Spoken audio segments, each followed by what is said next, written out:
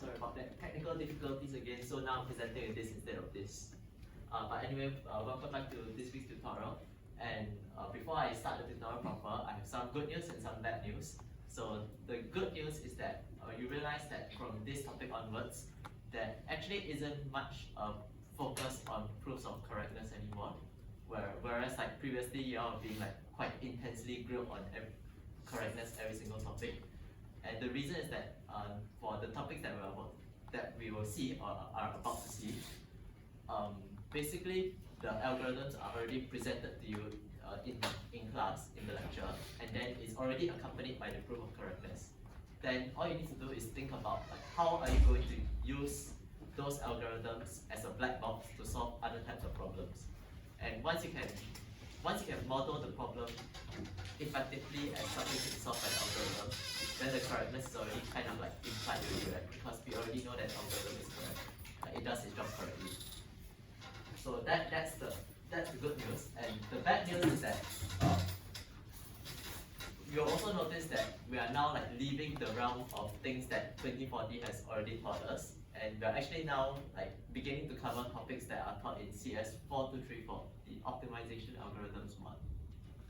And I'm not kidding, right? So if you take a look at here's the syllabus of CS4234, and if you recall from your lecture 0, the next few weeks we are going to cover is this week we have network flows, followed by linear programming, then anti-hardness and approximation algorithms. So literally like the next few weeks topics are all coming from this mod.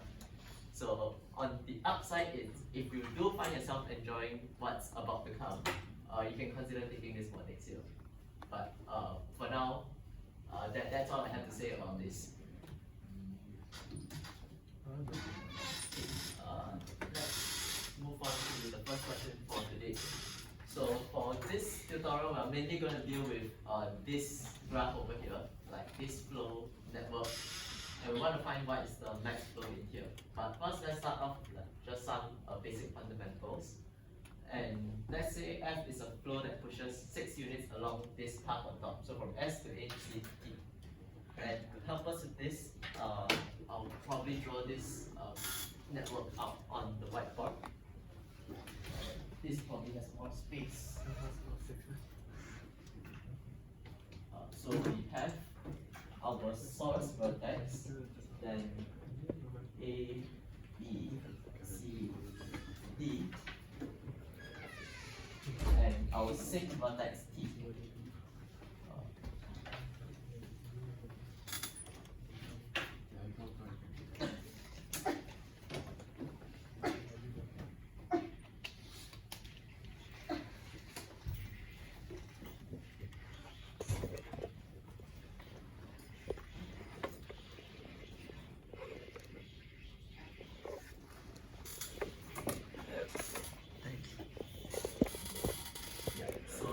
If any of the numbers are off, just let me know, right? But anyway, this is what is given to us as the input, and basically the key difference between flows and regular graphs is that every edges here, all the numbers that you see here represent capacities.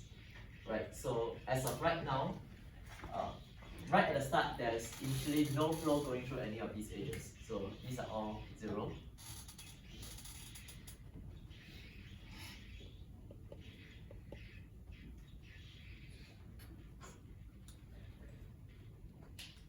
Yeah, so there's no flow going through any of these edges at the moment. And now for question 1, we want to consider a flow that pushes 6 units along this path. So basically, here instead of 0, we now know that there's 6 units of flow going through this path. Right, and we want to know what is the residual capacity from A to C. And to find what is the residual capacity here, all we need to do is basically draw the residual net or the residual graph. And we'll see in a few moments like why the residual graph is important, but for now let's just draw it out and then see what happens. So the residual graph in this case would be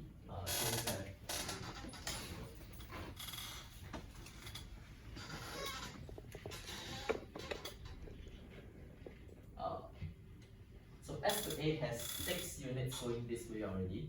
So that means the remaining capacity is you can go 2 units of flow this way. And since there's already 6 units of flow going this way, that means you can have 6 units of flow going the other way. And we'll also talk about what this backwards direction means later on. But for now, just see like how to construct the residual graph. Then, this way also. Then 6, since this edge is already saturated, right? It's already 6 out of 6. So there's no more forward going edge. There's only a single backwards going edge with capacity 6. And then the rest of the graph is unchanged.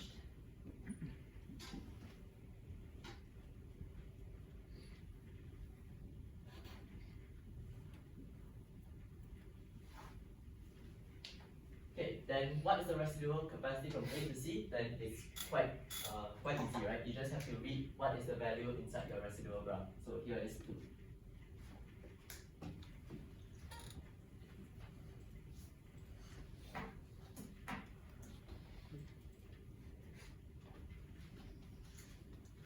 Okay, so it is 2 in this case because you have capacity 8 and you know that there's already 6 units of flow going through. Then the amount of extra flow that you can still push through the edge without exceeding the capacity is definitely going to be 2 units.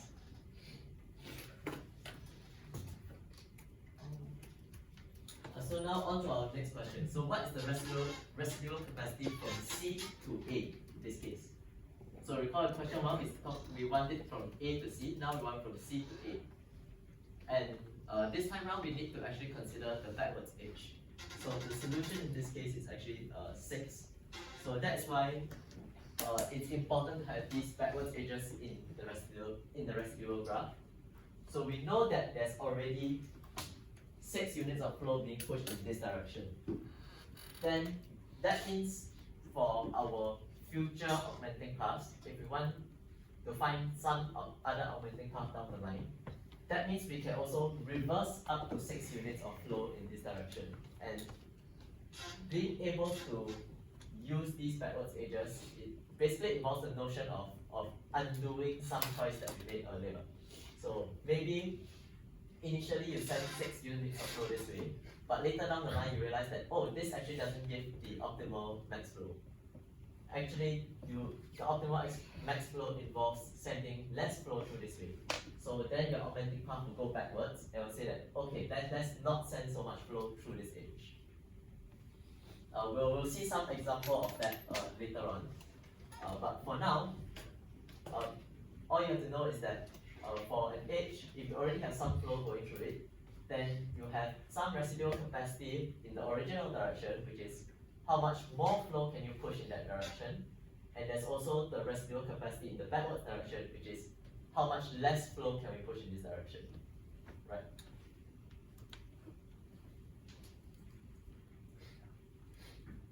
Any questions so far? If If not, then question 3 is a fairly straightforward algorithm tracing question here. So this is something that might be tested in your final exam. Yeah, so as far as like flow networks are considered, basically the only kinds of questions that can be tested is either like this kind of algorithm tracing questions or using flow networks to solve problems, which is like what you encounter in your assignment. Okay, so now we want to run fault focusing on this network. So recall that fault focusing basically just says find any augmenting path. I don't care I don't care what is the augmenting path as long as it goes from starts from S and ends at T. And then you just increase the flow by as much as possible through that augmenting path. And if you just do a little bit of analysis, you'll realize that no matter how you choose the augmenting paths, at the end of the day, you'll always end up with an explode. Okay, so now we want to run fault focusing on this network, and we can use that as a starting point actually, because this graph that we already have right here it already have one augmenting path, which is go from S to A to C to D, right? And so that is sort of like one step of fault focusing done already, and then now we're going to sort of continue the algorithm from here. So let's see what happens.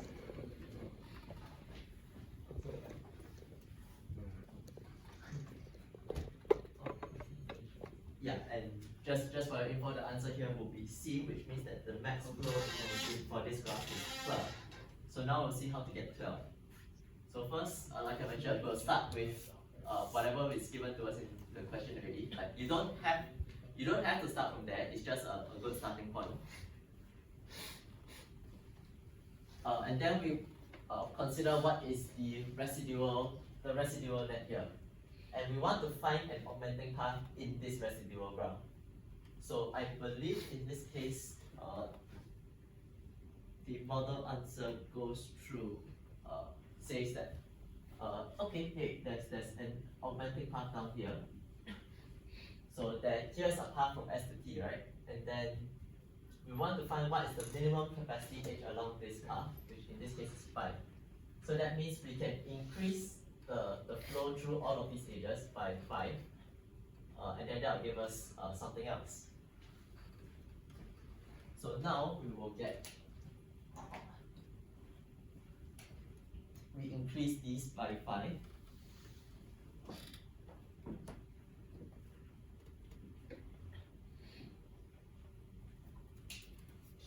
And that is our next step taken care of.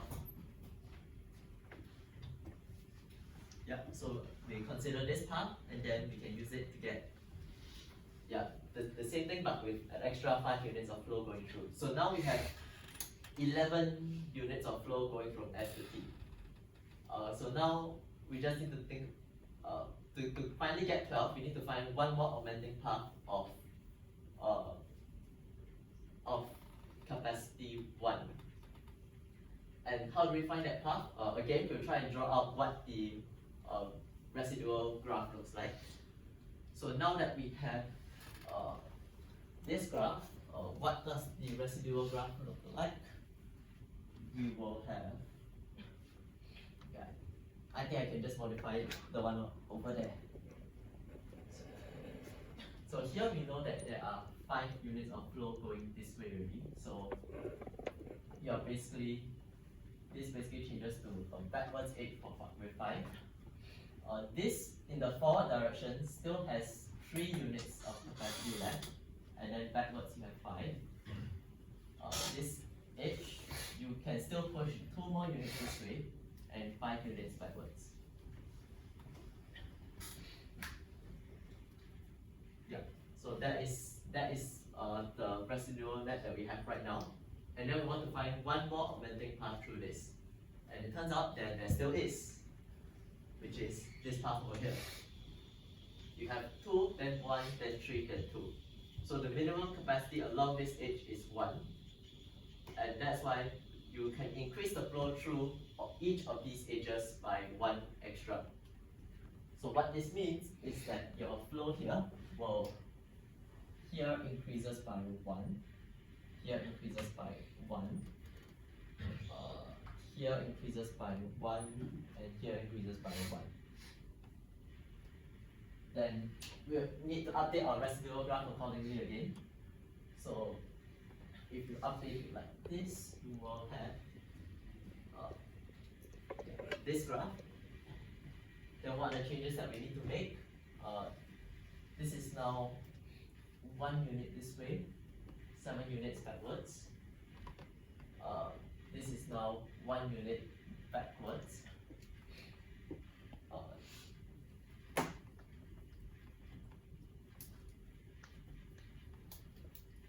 Okay, yeah, this is 2 and 6, right? Yeah. Then this way is 1 and 6. Okay, so everyone gets how to update the residual graph accordingly, right? And also how to draw this from scratch if you are given that over there. Okay, so this is the residual graph that we have now, and then we check for any augmenting path from S to T, and I believe now there should not be any more augmenting path, because if you consider if you just start from S and then you do like a breadth search out, you can see that from S you can go to A, that's fine. From A you can go to C, that's fine. But from these 3 vertices onwards, you can't go anywhere else. And most importantly, you can't reach T anymore. So that means there's no more augmenting path from S to T, which means that you cannot increase the max flow any further. Yeah, and then this will be the final residual graph that you end up with. Then to get what is the actual maximum flow in this graph, you basically just have to count how much flow is entering T, or you just equivalently just see how much flow is leaving S, and then that is the amount of that is the value of the max flow that you've computed.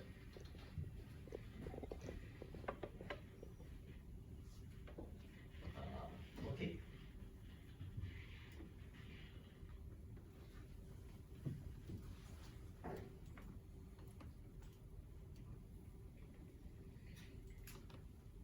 Okay, so on to the next question here. So we've seen that the max flow here is 12, and we also know from the lecture we covered the max flow min cut theorem. So the value of the min cut is also going to be 12, and so we want to find a cut that also a cut achieving a value of 12 as well, because we know that it must exist. And so a cut basically means that if let's say you take the graph here and then you want to cut it into 2 partitions, the value of the cut is basically the sum of the edge capacities of the edges that you're cutting through. So just for example, it's not the correct answer, but just for example, if you cut let's say like this, then your cut will be the capacities, so 8 plus 5, which is 13, and that's, yeah, it's not 12, so it's not the minimum cut. And basically we want to find what is the minimum cut that achieves this value. Will the cuts take into account like direction? Like from S to T or from T to S?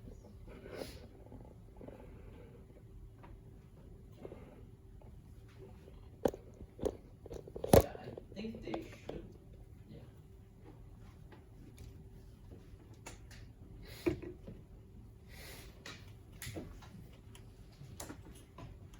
Okay, so I'll go through. I'll review here that the answer is basically something that we saw earlier. So the 2 cuts is basically S and everything that is reachable from S versus everything else. And we'll talk about why, like some properties of why this is the case. So again, we refer back to our final residual graph here, and then we say that our cut is S, A, and C. So your cut will be S, A, and C, and then everything else cut like that.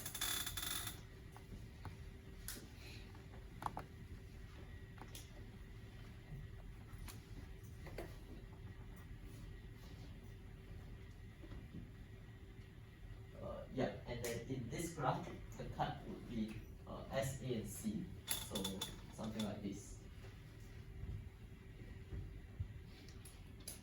Right, so to answer the question about whether the direction matters, basically the direction from the direction outwards of S is what matters here. Okay, and why does it matter, and in what way does it matter? One thing you can observe is that across this minimum cut, every edge that comes out of this minimum cut is always saturated. Right? Because you are always going from something that is reachable from S into another side that can reach T. So if there was some unsaturated edge that can cross this cut, then you can send more flow through that edge and reach T that way. So then that means you can sort of send more flow towards T, which is a contradiction because we are assuming this is already the next flow. And to derive this using the residual graph, recall that basically if an edge is saturated, then that means there's only the backward edge pointing, right? So if you have only the backwards edge pointing, then you can't cross the cut anymore. So that's why from this cut, you cannot reach, S cannot reach anything outside of this cut.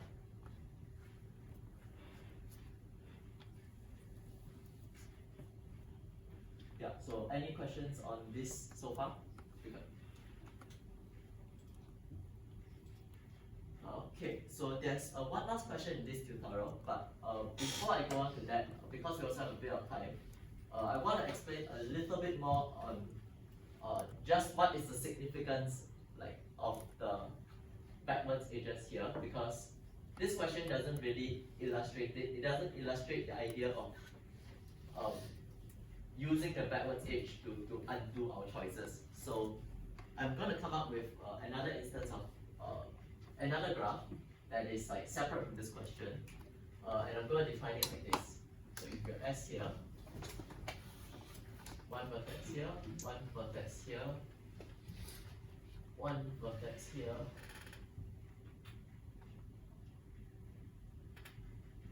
and then everything here capacity 1. Okay, so again, everything starts off as 0. And then let's say I run some four-focused algorithm on this. And let's say the first augmenting path I find goes this way. Then I'll basically update my edges like this. Then my residual graph will basically look like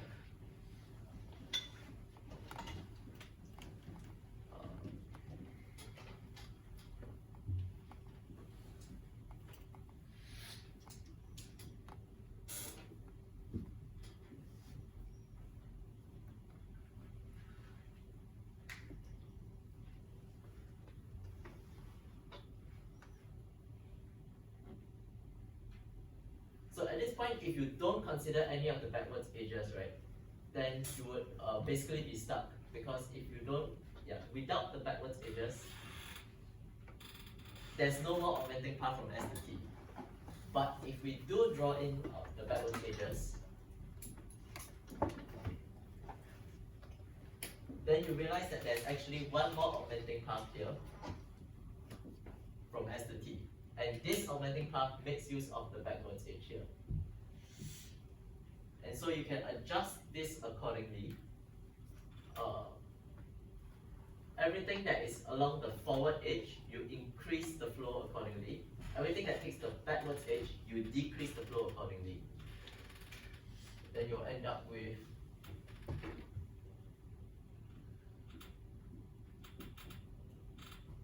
and you can see that our flow here was originally 1 unit here, then we realized that wait, we weren't supposed to send one flow through this edge. And that's why we use the backwards edge to decrease the flow back to 0. And then that gives us a better max flow than before. Yeah, so this is the reason why you need to have the backwards edges in your residual graph.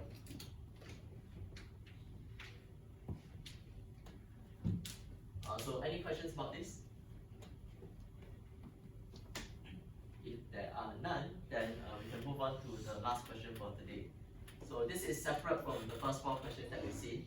This is basically a little trick that you can apply into your flow questions.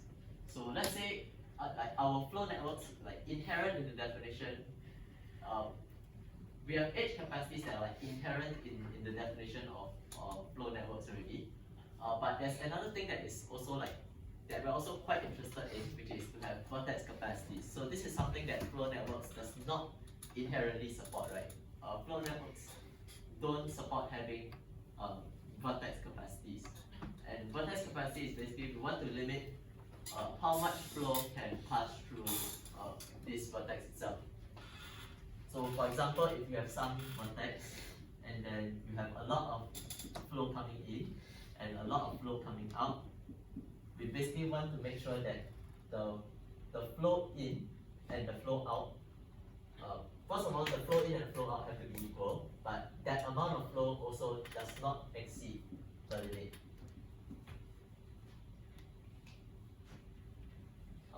Then, yeah, it turns out that there's a pretty convenient way to convert, to handle this constraint. So it's not a very big deal to us. So to handle this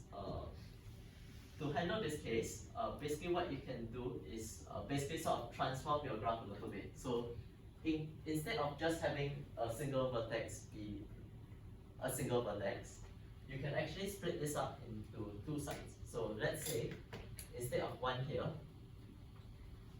let's say we have one vertex here called the in vertex, and this will take all the incoming edges. And then you also have one called the out vertex that will handle all the outgoing edges. Then you put one more edge to connect these two, so that there's only one way to go from in to out, and that edge has a capacity equal to the limit.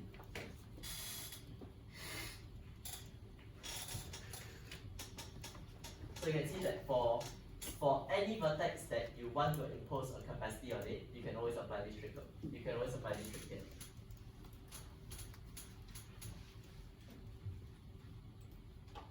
Yeah, and this trick, because it's slightly more complicated than a single vertex, sometimes in graph we call this a gadget. So gadgets are basically like small components that you use to model the thing that you want. It's not a very formal term. Yeah, and like I mentioned, basically if you use this gadget to model vertices with capacities, then you'll be able to satisfy the constraint that at most this limit amount of flow goes through this vertex. So any questions on this? If not, then we still have a little bit of time already left over. So what I'm going to do now is basically kind of briefly present the solutions for this week's assignment, because I had a look at the model answers already and it's not very well presented. Because I mean, I don't blame the people who sent it, because they are basically the graders and they are busy dealing with your midterms. So that's why the solutions aren't that high quality in recent weeks. But yeah, anyway, you can just just pay attention to what I'll say over the next 5 or so minutes, and you'll be able to know how to solve those questions. So question 1 is just like tracing an algorithm, I believe. So that one I won't really go through it, and I think that one was also like pretty okay. So I'll basically go through question 2 and question 3. Yeah, y'all can take a moment to like open up the questions somewhere.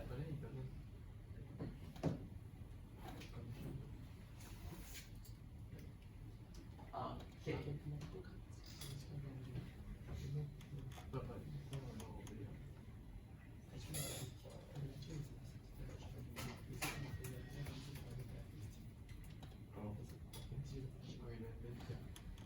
So basically like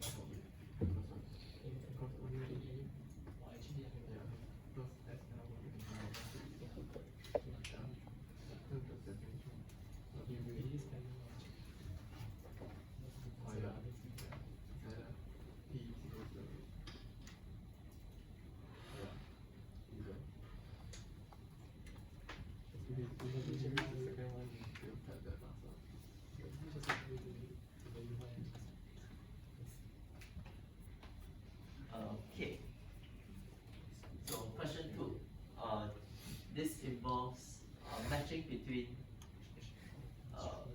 between man, woman, and house. And first, let's just talk about like the matching between the man and woman first. So you have each man has a set of acceptable partners. Each woman also has a set of acceptable partners, and basically they are compatible if and only if they both find each other acceptable. So you can basically model this as the man and woman here. Yeah, each vertex is one man. Each vertex also one vertex for each man, one vertex for each woman. Then you can set up your edges so that there's an edge if and only if they are compatible. So let's say like that.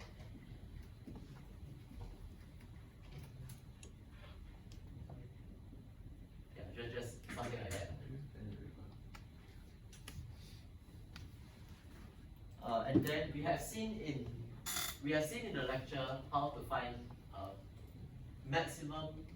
Okay, first things first. This is a bipartite graph, right? Because you can partition it into two. Yeah, you can just partition it such that there are no edges within the left side. There are no edges between the right side, and all the edges are only between the left side and the right side. So this is a bipartite graph, and we are also interested in finding what we call the maximum cardinality matching. So that is basically a fancy term for saying find a matching with the most number of edges inside. And this is also what we call maximum cardinality bipartite matching.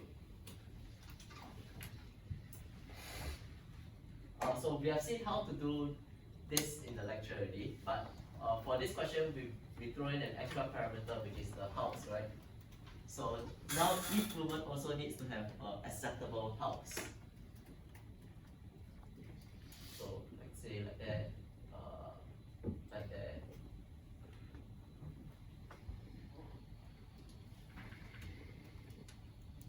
Yeah, just some example here. So now we want to find we still want to find what is the maximum cardinality matching, so-called. But this time around, instead of just like having two, we have three sets that we need to take care of. So this is kind of like a tripartite graph because there are three distinct subsets here. And so the logical first thing that you want to do is just try to apply the idea to the lecture, right? Just plug in the source and the sink, and then we just see what happens.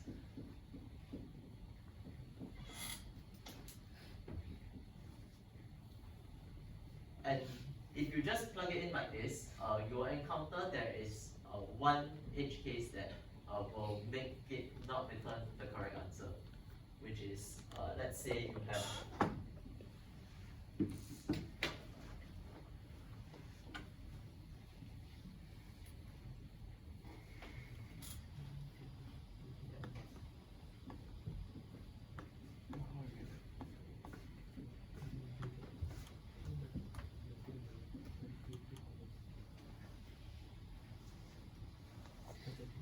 so if you just plug the same idea onto a problem like this,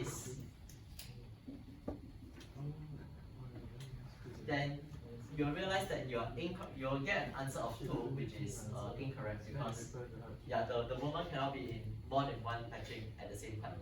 So to get around this issue, what you need to do is basically apply this vertex capacity trick onto the middle set, which is the movement set.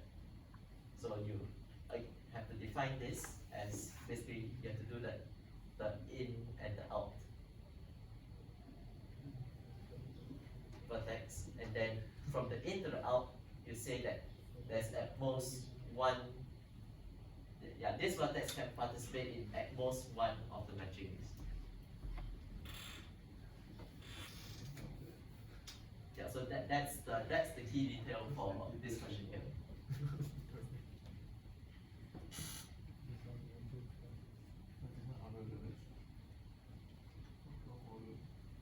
Yeah, then that's all I'm going to say for question 2. Then for question 3 is the ice cream question. So this one is genuinely one of my homework problems in CS4234.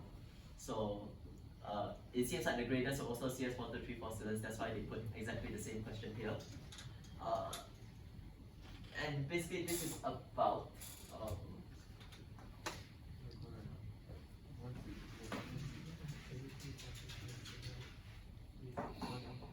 let's say you have 2 sources. So you have a source for the vanilla ice cream and a source for the chocolate ice cream. And then there's also some final destination that they need to get to. And by somehow these sources will get to the destination. So maybe they meet in the middle somewhere, or maybe they don't. But the only key constraint that we are imposing is that the amount of ice cream coming out from the vanilla sauce and the amount of ice cream coming out from the chocolate sauce has to be equal. Yeah, so that is the only constraint that we need to really think about. So one way to do this is basically you can try to connect from the source. You create a super source that connects to the two sources that we have.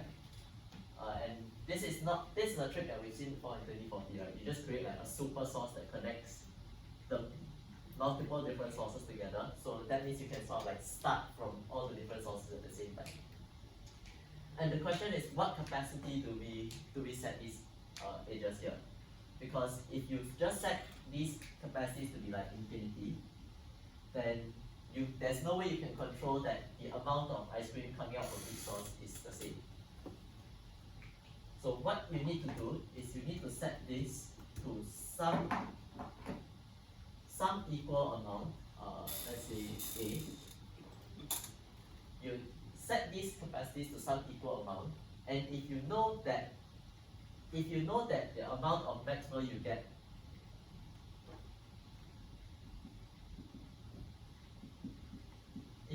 amount of flow that you get is 2A, then that means you have saturated both of the edges coming out, and because you know that A flow must be going this way and A flow must be going this way, then there's an equal amount of flow coming out from both sources. Then the question becomes, how do we find what this A is? And the real magic that brings it all together is that you use binary search to find A.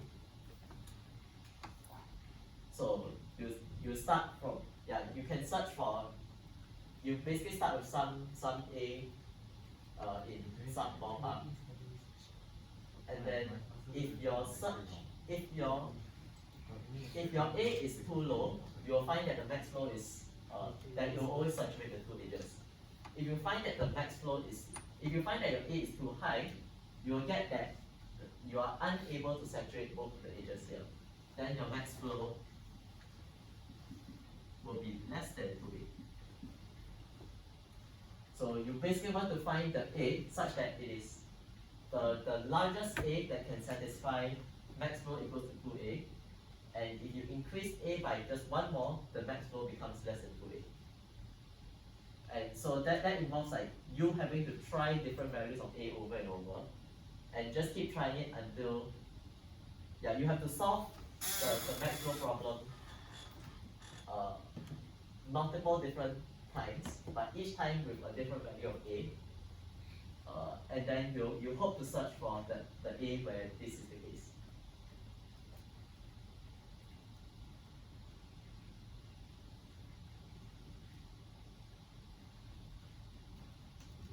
Yeah, and that's also all the hint that I'll give for question 3. So if you all have any other questions, then that's all I have for your